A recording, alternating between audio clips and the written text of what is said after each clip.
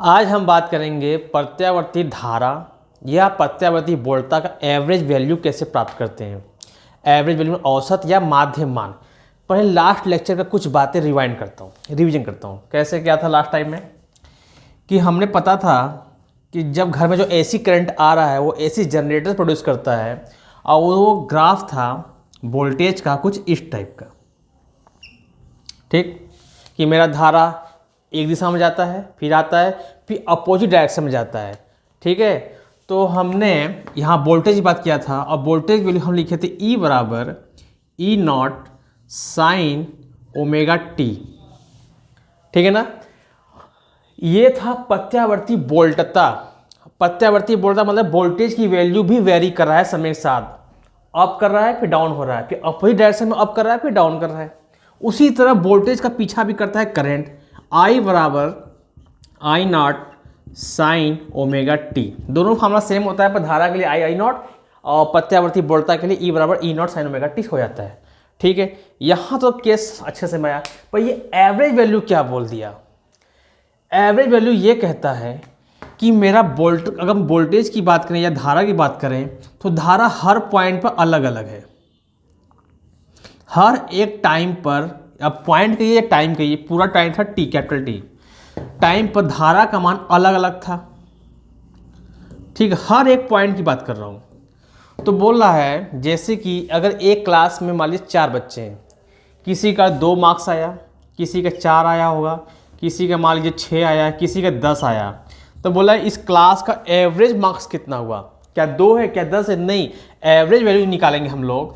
तो सबको पहले सम कर देंगे, 2 + 4 + 6 + 10, और जितने संख्या है उनसे डिवाइड कर दें, बाई 4 कर दें। कितना आएगा 16, 20, 22, 22/4, यानी ये आपका आएगा 5.5 समथिंग। अगर हम सही जोड़ें अब 5.5 इसमें किसी का मार्क्स है भी नहीं। अगर होता तब भी तो अलग बात हो गया, इत्तेफाक की बात है। यानी कि ये वैल्यू कहेंगे इस क्लास का एवरेज मार्क्स कितना है, नंबर कितने हैं, 5.5। इसी तरह यहाँ पर हर एक पॉइंट पर करंट की वैल्यू अलग अलग है। हर एक पॉइंट पर करंट की वैल्यू मान लीजिए यहाँ पर होगा 0.1, यहाँ 0.2, यहाँ 0.3, ये 0.5, 1 एम्पियर, 2 एम्पियर, कुछ भी हो, अलग अलग है। तो बोल रहा है कि यार इस करंट की एवरेज वैल्यू बताइए। तो एक वैल्यू निकलेगी, उसको हम लोग फाइंड करेंगे और वो वैल्यू इसको ड्रॉ करेगा, इस लाइन को, कि हाँ कुछ वैल्यू, जो भी वैल्यू आएगा इसमें रखेंगे तो एक आएगा कि हाँ इतनी वैल्यू आपकी है, कुछ भी है, 3.5, 3.5 एम्पियर, कुछ भी आया। मान लीजिए वैल्यू कुछ भी आ गया, मान लीजिए करंट की प्लस में आ गया I, ये है एवरेज। लेकिन एक बात है, एक साइकिल में 2 ग्राफ बने, एक ऊपर एक नीचे, इसका भी तो एवरेज मार्क्स होगा, एवरेज वैल्यू होगी करंट की, इसका भी एवरेज वैल्यू कुछ ऐसा आएगा, तो इसको मिलाएंगे तो यहाँ माइनस का आएगा I एवरेज, ठीक है। फिर से बोल रहे हैं जो औसत मान होता है अल्टरनेटिंग करंट में वो फिक्स वैल्यू नहीं है। एक हम लोग वैल्यू लेके चलते हैं कि कैलकुलेशन में एक वैल्यू ऐसा हो जिसके हेल्प से हम फार्मूला सॉल्व करें, प्रॉब्लम को सॉल्व कर सकें। उसी लिए यहाँ पर तो लाखों करोड़ों करंट के मान वैल्यू हैं अलग अलग, किसकी वैल्यू पिक करें, तो हम किसी को नहीं लेते हैं, एवरेज वैल्यू लेकर के हम आगे बढ़ जाते हैं, ठीक है। इसीलिए इस डेरिवेशन का निजात हुआ। अब बात होता है कि अगर मैं पूरे साइकिल का एवरेज वैल्यू निकालूं तो एक प्लस में दिया कोई वैल्यू, ये भी डिक्टो है, लेकिन अपोजिट डायरेक्शन में ये माइनस में दिया। जब सबकी बात करेंगे हम कि इन दोनों का सम करेंगे तो I एवरेज प्लस में और एक देगा I एवरेज माइनस में, बाई 2 करेंगे तो वैल्यू 0 ही आएगा, क्योंकि एक प्लस एक माइनस है। यानी जब एक साइकिल का हम एवरेज औसत मान निकालेंगे तो दोनों का सम होकर के क्या हो जाएगा 0, क्योंकि एक प्लस में बैठा है, एक माइनस के अंदर बैठा हुआ है, और दोनों सेम वैल्यू देंगे अपने अपने फील्ड में। इसीलिए हम लोग जब निकालते हैं औसत मान तो आधे साइकिल निकालते हैं। यहाँ 0 है, अगर समय टोटल t है तो यहाँ हो जाएगा t/2। हमको पता है कि आपकी वैल्यू एवरेज इक्वल आएगा, पर डायरेक्शन उल्टा है तो एक प्लस में होगा एक माइनस में होगा। तो हम एक ही साइकिल का निकाल लें, एक साइकिल का निकालेंगे तो एवरेज औसत मान हमारा प्राप्त हो जाएगा। और टाइम पीरियड कितना लेंगे हम, t से t/2 का निकालेंगे, फुल साइकिल नहीं, हाफ साइकिल का निकालेंगे, ठीक है। चलते करते हैं और ये क्या, ये तात्क्षणिक मान होता है। जो टी की वैल्यू हम रखते हैं, समय टी में टाइम का वैल्यू कोई भी टाइम रखते हैं, तो उस पॉइंट का वोल्टेज या करंट, अगर टी की वैल्यू रखेंगे यहाँ का यहाँ का यहाँ का, तो वो केवल उस पॉइंट का बताएगा। जब कोई फार्मूला या कोई कंडीशन किसी इंस्टेंट टाइम को बताते हैं, उसे बोलते हैं तात्क्षणिक मान। ठीक है, तो ये वैल्यू क्या है, वोल्ट का तात्क्षणिक मान, और ये वैल्यू क्या है, धारा का तात्क्षणिक मान। तो तात्क्षणिक मान धारा का क्या होता है, क्या लेंगे हम लोग, I बराबर I not sine omega T, ये हमको पता है अच्छे से। ठीक है, और हमको रफली यही पता है कि Q बराबर आई टी होता है। तो हम बहुत ही स्मॉल टाइम के लिए पहले में निकालेंगे, केवल बहुत ही स्मॉल टाइम के लिए। अब बहुत ही स्मॉल टाइम के लिए तो Q से क्या बन जाएगा, डी क्यू, और Y हो जाएगा डी टी। ठीक है ना, स्मॉल टाइम के लिए स्मॉल चार्ज, तो यहाँ हो जाएगा D Q is equal to अल्प समय के लिए, अल्प समय के लिए क्या हो जाएगा, D Q is equal to I D T. इसको इक्वेशन फर्स्ट कर लीजिए। अब मुझे पता है साइंस में एक रूल है कि जब कोई बहुत कॉम्प्लेक्स चीज़ होती है तो हम पहले छोटा सा स्मॉल टर्म्स निकाल लेते हैं, फिर उसका समाकलन इंटीग्रेशन करते हैं, वो ऑल ओवर निकल जाता है। तो हम कहेंगे Q के लिए, जब Q की बात करेंगे तो क्या हो जाएगा, इंटीग्रेशन ऑफ डी क्यू हो जाएगा। इसकी वैल्यू यहाँ पुट कर दें। ठीक है, तो क्या बन जाएगा, Q आई डी टी। ठीक है, अब डी टी बोला है कि आप लिमिट लगाइए। पहले लिमिट क्या लगेगा, टाइम का लिमिट। टाइम का लिमिट कहाँ से, पूरे साइकिल, जीरो से टी नहीं, जीरो से टी नहीं, जीरो से टी बाई टू। लिमिट क्या हो जाएगा, जीरो से टी बाई टू। अब इस आई की वैल्यू यहाँ से उठा के इसमें रख दीजिए, तो क्या बन जाएगा, Q is equal to zero से t by two I naught sine omega t d t. यहाँ तक चीज़ें तो आसान लग रही हैं, आसान है भी यार। अब क्या हुआ, इसमें जो जो कांस्टेंट है वो बाहर निकलेगा। आई नॉट क्या होता है, मैक्सिमम वैल्यू। मैक्सिमम मतलब ये वाला वो तो फिक्स है उसकी वैल्यू। ठीक है, तो बंदा आई नॉट क्या है, कांस्टेंट, उसको निकालेंगे बाहर। तो क्या हो जाएगा, आई नॉट इंटीग्रेशन में जीरो से t by to sign omega T. यहाँ तक तो आ गया। ठीक है, अब यहाँ से आगे देखते हैं कि कैसे इसको सॉल्व करते हैं। क्या होता है, अगर y इज इक्वल टू ऐसे लिखा हो साइन एक्स डी एक्स, तो इसकी वैल्यू होती है माइनस का कॉस एक्स।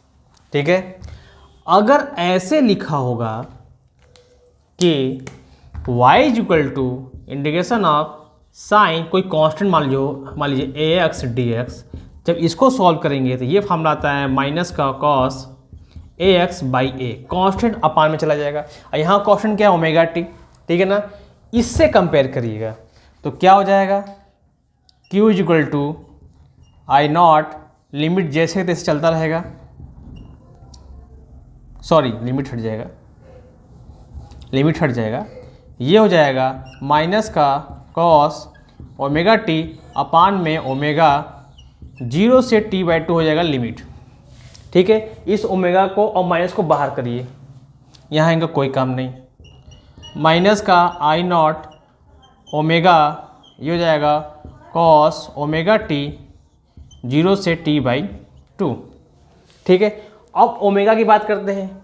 ओमेगा बराबर होता है थीटा बाई टी। अगर मैं ओमेगा को इस फॉर्म डेरिवेशन से कोई मतलब नहीं, केवल ओमेगा का अपना खुद की वैल्यू होती है, यानी पूरा राउंडिंग स्पीड क्या है। तो बोल रहा है कि अगर मैं एक चक्कर के लिए ओमेगा निकालूं तो हो जाएगा पूरा एंगल हो जाएगा 2 पाई, और टोटल टाइम क्या होता है, आवर्तकाल, टाइम पीरियड कैपिटल टी। इसको मैं रिप्लेस कर सकता हूँ, क्या हो जाएगा, माइनस का आई नॉट अपान में 2 पाई बाई टी और गुणे में cos 2 pi by T into small T zero से टी बाई टू। ठीक है, अब लिमिट की बात करते हैं। लिमिट कैसे काम कर रहा है, लिमिट होता है, अगर मान लीजिए अगर लिमिट ऐसे हो x 0 to 1, तो पहले अपर लिमिट 1 रखेंगे, फिर माइनस, फिर लोअर लिमिट। इसको ऐसे सॉल्व करना पड़ता है, यानी पहले इसको रखेंगे, फिर माइनस, फिर ये t के स्थान पर, स्मॉल t के रिप्लेस पर। ठीक है, चलिए आगे देखते हैं।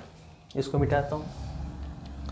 अब ये t जाएगा ऊपर पहले, q इक्वल टू माइनस का आई नॉट टी अपान में 2 पाई। अब अपर लिमिट रखिए, cos 2 pi by T into T by 2, upper limit t by 2 minus, अब t के सामने 0 रखेंगे तो ये t सबको 0 कर देगा, ये क्या बन जाएगा, कॉस 0 डिग्री। यहाँ 2 से 2 कैंसिल, t से t कैंसिल, क्या मिला मुझे, माइनस का आई नॉट टी अपान में 2 pi cos pi minus cos 0 degree. ठीक है, कॉस 0 होता है 1 और कॉस पाई होता है -1। ये 9 का 10 का है, याद कर लीजिएगा। क्या हो जाएगा, माइनस का आई नॉट टी अपान में 2 pi cos pi -1 minus cos 0 1 -1 -2,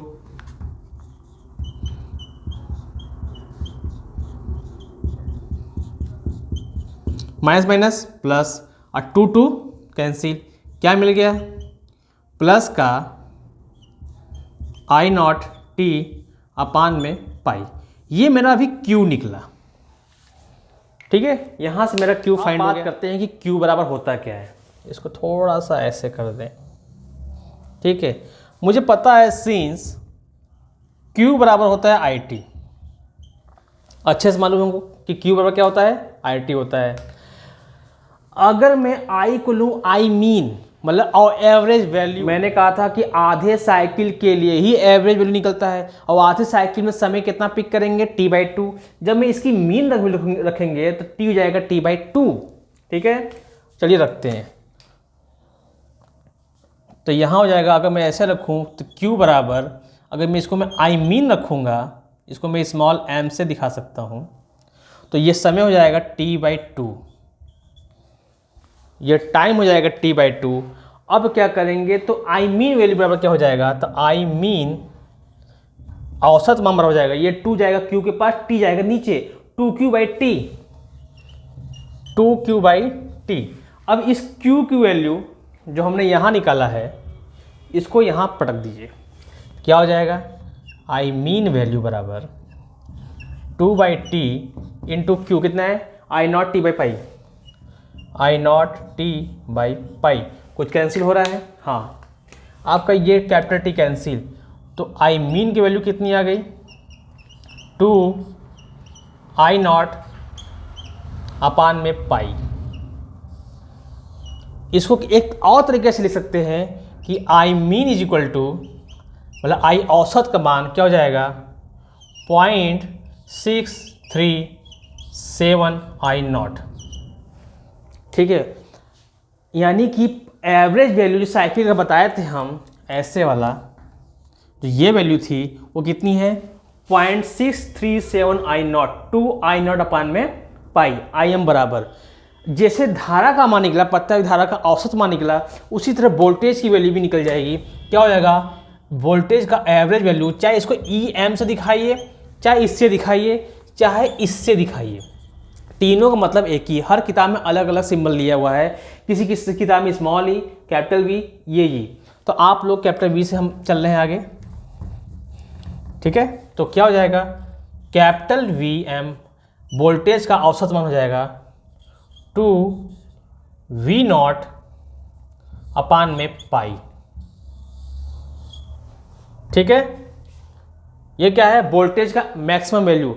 हमने पिछले डेरिवेशन में E0 लिया था, आप E0 भी सकते हैं, EM is equal to 2E0 upon में पाई। ठीक है ना, ठीक, ये हो गया औसत मान हाफ साइकिल के लिए। अगले हाफ साइकिल का आंसर भी इतना ही होता है, बस यहाँ पर माइनस लग जाएगा, -0.637 आई नॉट नीचे साइकिल के लिए। अब प्लस के लिए वैल्यू दोनों सेम ही आएंगे, लेकिन एक प्लस में होगा और एक माइनस में होगा। और हम आधे साइकिल से क्यों डेरिवेशन करते हैं, क्योंकि मुझे पता है पूरे साइकिल में एक का प्लस में आंसर आता है, एक का सेम टाइम डिक्टो माइनस में आता है, और दोनों साइकिल एक साथ ले चलेंगे तो दोनों सम होकर जीरो कर देंगे। इसलिए हमने हाफ साइकिल के अनुसार ही इसका औसत मान को प्राप्त किया।